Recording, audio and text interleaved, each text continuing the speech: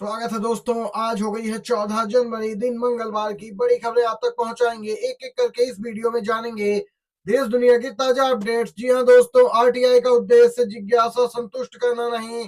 PM Modi के degree विवाद पर दिल्ली हाई कोर्ट से बोला है यहाँ पे डीयू। जी हाँ दोस्तों, आपको बताते चले इस समय की ताजा अपडेट आ रही है। दिल्ली यूनिवर्सिटी में हाल ही में प्रधानमंत्री डिग्री विवाद में अदालत से कहा कि आरटीआई का उद्देश्य जिज्ञासा संतुष्ट करना नहीं है। पीएम मोदी की डिग्री के बारे में जानकारी का खुलासा करने संबंधित केंद्रीय सूचना आयोग के आदेश को चुनौती देते हुए डीयू ने दिल्ली हाई कोर्ट को कहा कि आरटीआई का उद्देश्य किसी तीसरे पक्ष की जिज्ञासा को संतुष्ट करना नहीं है। देख सकते हैं पीएम मोदी की डिग्री विवाद पर यह ताजा घटनाक्रम देखने को मिला है। दोस्तों, पीएम मोदी की बीए डिग्री की मांगी थी जानकारी। आपको बताते चले पीएम मोदी की डिग्री को लेकर लगातार विवाद रहा है।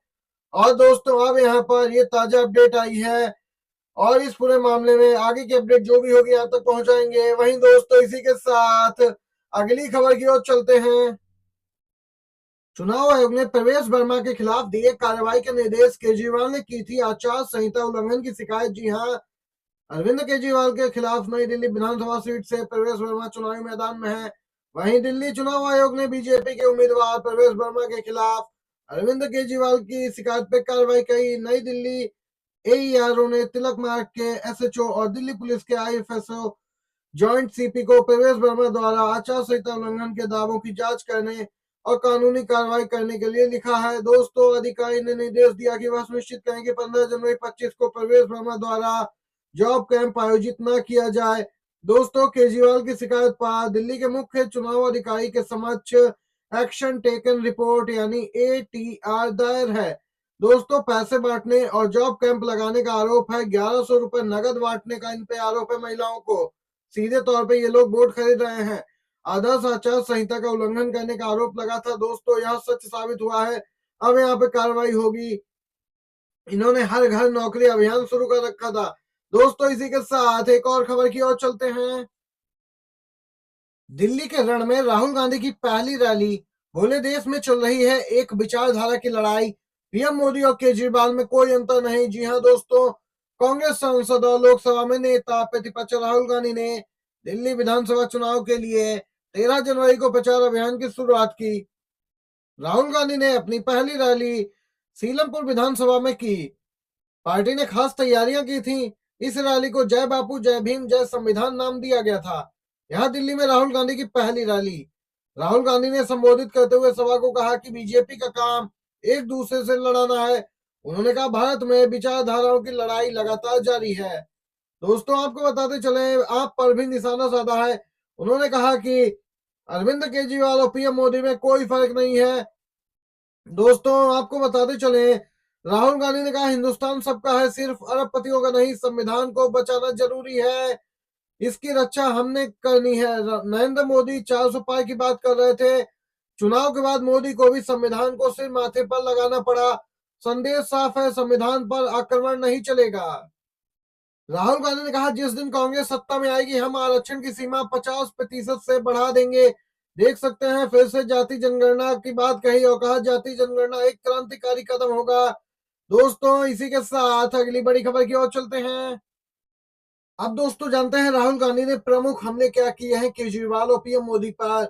राहुल गांधी ने सवाल किए, क्या केजरीवाल जी ने भ्रष्टाचार मिटाया? केजरीवाल जी ने दिल्ली को पेरिस बनाया? क्या झूठे वादे करने में केजरीवाल जी और मोदी जी एक हैं? ये राहुल गांधी ने कहा। राहुल गांधी ने कहा कि जब मैं जाति जनगणना की बात करता हूं तो पीएम मोदी और अरविंद केजरीवाल के मुंह से एक शब्द नहीं निकलता, क्योंकि दोनों चाहते हैं कि पिछड़ा वर्ग, दलित, आदिवासी और अल्पसंख्यकों को भागीदारी ना मिले। इसके साथ ही राहुल गांधी ने कहा मैं जब तक जिंदा हूं तब तक जहां भी किसी भी हिंदुस्तानी के ऊपर अगर आक्रमण होगा, चाहे हिंदू हो, मुसलमान हो, सिख हो, ईसाई हो, पिछड़ा हो, दलित हो, वहां पर आपको उनकी रक्षा करता राहुल गांधी मिलेगा। ये भी राहुल गांधी ने कहा है। दोस्तों, राहुल गांधी ने कहा है कि मोदी और केजरीवाल दोनों चाहते हैं कि दलित, पिछड़े, आदिवासी हमेशा ही यहाँ पर उनको हक न मिल पाए। सिर्फ कांग्रेस ही समान भागीदारी और संविधान की रक्षा के लिए लगातार आवाज उठा रही है। दोस्तों, आप लोग राहुल गांधी की बात से सहमत है या नहीं, जरूर लिखिए। सहमत है तो वीडियो को एक लाइक करके आप समर्थन दर्ज करवा सकते हैं। ताजा बड़ी खबर दोस्तों तमिलनाडु से निकल के आ रही है, जहां पर तमिलनाडु के राज्यपाल को हटाने के लिए सुप्रीम कोर्ट में एक याचिका दायर की गई। तमिलनाडु के राज्यपाल को हटाने को लेकर यह याचिका सुप्रीम कोर्ट में लगी। सुप्रीम कोर्ट सुनवाई करेगा, जिसमें राष्ट्रपति के सचिव और अन्य को टीएन रवि को वापस बुलाने का निर्देश देने की मांग की गई है। दोस्तों, याचिका में दावा किया गया है कि रवि ने राज्यपाल के दायित्वों का पालन नहीं किया और लगातार संविधान का उल्लंघन किया। याचिका लगाने वाले एडवोकेट सीआर जयासुकिन हैं और कहा कि राज्यपाल 6 जनवरी को अपना पारंपरिक संबोधन दिए बिना ही विधानसभा से चले गए, जिसके बाद तमिलनाडु सरकार ने इसकी आलोचना की थी। सीएम स्टालिन ने भी कहा था कि यह बचकाना और लोकतांत्रिक परंपराओं का उल्लंघन है। आर.एन. रवि को 2021 में तमिलनाडु का राज्यपाल नियुक्त किया था। तब से लेकर अब तक कई मुद्दों पर राज्य की एम.के. स्टालिन सरकार और उनके बीच विवाद हो चुका। स्टालिन सरकार का आरोप है कि राज्यपाल भाजपा प्रवक्ता की तरह काम कर रहे हैं, वे सरकार के बिल रोकते हैं। बिल रोकने को लेकर याचिका पर सुप्रीम कोर्ट राज्यपाल को फटकार भी लगा चुका था। अब इन्हें हटाने की मांग करते हुए याचिका दायर की गई है सुप्रीम कोर्ट में। दोस्तों, दिल्ली चुनाव के बीच सट्टा बाजार गर्म। जी हाँ दोस्तों, आपको बताते चले, दिल्ली विधानसभा चुनाव के ऐलान के बाद से सभी दलों के नेता प्रचार बाद ताबड़तोड़ रैलियों में जुटे हैं। इस बार सत्ताधारी आम आदमी पार्टी के सामने भाजपा और कांग्रेस कड़ी चुनौती देते नजर आ रहे हैं।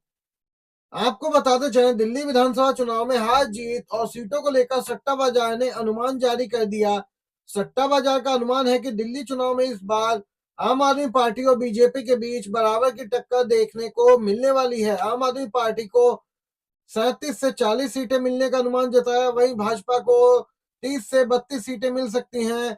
यानी सट्टा बाजार ने कांग्रेस की जीत पर कम भरोसा जताया है। दोस्तों, देख सकते हैं 70 सीटों के लिए 5 फरवरी को वोटिंग होगी, जबकि चुनाव का परिणाम 8 फरवरी को घोषित किया जाएगा। दोस्तों, आप लोगों की क्या कुछ राय है, खबर पर जरूर लिखिएगा। अगली अपडेट की ओर बढ़ते हैं। चुनाव संचालन नियमों में संशोधन के खिलाफ कांग्रेस की याचिका पर अब सुप्रीम कोर्ट 15 फरवरी को सुनवाई करने वाली है। उच्चतम न्यायालय ने वरिष्ठ कांग्रेस नेता जयराम रमेश द्वारा दायर रिट याचिका स्वीकार की है और सुनवाई करेगा। याचिका में चुनाव नियम 1961 में संशोधन को चुनौती दी गई। दोस्तों, इन नियमों के अनुसार इलेक्ट्रॉनिक दस्तावेजों को सार्वजनिक करने के लिए रोक लगाई गई, जिस पर कांग्रेस को आपत्ति है। सुप्रीम कोर्ट की वेबसाइट पर जो वाद सूची आई है, उसके अनुसार सीजीआई संजीव खन्ना और जस्टिस संजय कुमार की पीठ 15 जनवरी से मामले की सुनवाई करेगी। 24 दिसंबर को सुप्रीम कोर्ट में याचिका दायर की गई थी और कांग्रेस के नेता जयराम रमेश ने तर्क दिया कि चुनाव आयोग को 1961 के चुनाव संचालन नियमों में इस तरीके से एक तरफा और बिना सार्वजनिक परामर्श के संशोधन करने की अनुमति नहीं दी जा सकती, क्योंकि निर्वाचन आयोग एक संवैधानिक निकाय है और इस पर स्वतंत्र और निष्पक्ष चुनाव कराने की जिम्मेदारी है। दोस्तों, यहाँ पर कई तर्क और भी दिए गए हैं। ये थी इस समय की तमाम बेहद बड़ी खबरें। वीडियो दोस्तों अच्छा लगा हो लाइक कीजिएगा, शेयर कीजिएगा अपने दोस्तों में भी। आप सभी दोस्तों का वीडियो देखने के लिए बहुत बहुत धन्यवाद।